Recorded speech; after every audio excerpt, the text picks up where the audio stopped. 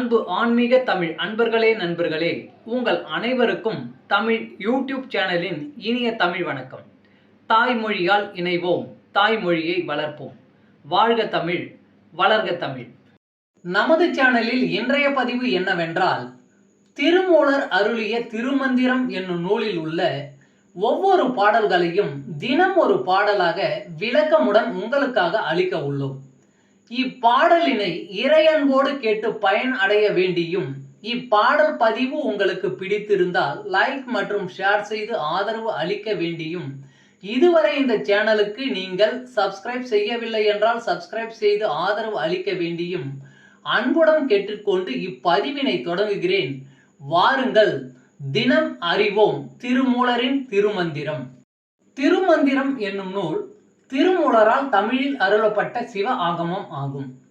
சைவ திருமுறைகளின் வரிசையில் திருமந்திரம் 10வது திருமுறையாக வருகிறது. 9 தந்திரங்களாக வகுக்கப்பட்ட இந்நூல் 3000 பாடல்களை கொண்டது.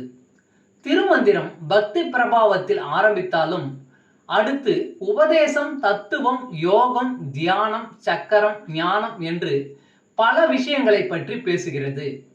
திருமூலர் யோக பயிற்சி தரும் விதம் சுவாரஸ்யமான நடை. அவை வெறும் சூத்திரங்களாக இல்லாமல் படிப்பவர்களுக்கு உற்சாகம் தரும் விதமாக அதன் பலன்களையும் சேர்த்தே சொல்கிறார். இவ்வளவு பெருமைகளை கொண்ட திருமந்திரம் என்னும் நூலில் உள்ள பாடல்களை ஒவ்வொன்றாக விளக்கமுடன் இங்கே நாம் அறிந்து கொள்ளலாம். சைவ சமய திருமுறைகளில் 10ஆம் திருமுறையான திருமூலர் அருளிய திருமந்திரம். முதல் தந்திரம், அந்தணர் ஒழுக்கம். பாடல் 229.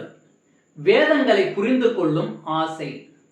வேதாந்தம் கேட்க விரும்பிய வேதியர் வேதாந்தம் கேட்டும் தம் வேட்கை ஒழிந்திலர். வேதாந்தமாவது வேட்கை ஒழிந்திடும், வேதாந்தம் கேட்டவர் வேட்கை விட்டாரே. வேதாந்தம் கேட்க விரும்பிய வேதியர் வேதாந்தம் கேட்டும் தம் வேட்கை ஒழிந்திலர். வேதாந்தமாவது வேட்கை ஒழிந்திடும், வேதாந்தம் கேட்டவர் வேட்கை விட்டாரே. பாடலின் விளக்கம். வேதங்களின் நோக்கம் நமது ஆசைகளை ஒழிப்பதாகும். பொதுவாக வேதாந்தம் கேட்பவர்கள் தமது ஆசைகளை விட்டு விடுவார்கள். ஆனால் அந்தணர்கள் விருப்பத்தோடு வேதாந்தம் கேட்பது வேதங்களை ஆராய்ந்து அவற்றின் பொருள் புரிந்து கொள்வதற்காக.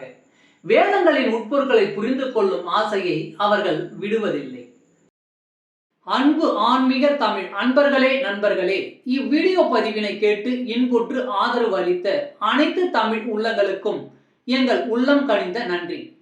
மேலும் இப்பதிவு உங்களுக்கு பிடித்திருந்தால் லைக் மற்றும் ஷேர் செய்தும், இதுவரை இந்த சேனலுக்கு நீங்கள் சப்ஸ்கிரைப் செய்யவில்லை என்றால் சப்ஸ்கிரைப் செய்து பெல் பட்டனையும் அழுத்தி ஆதரவு அளிக்கவும் அன்புடன் கேட்டுக்கொள்கிறோம். மிக்க நன்றி.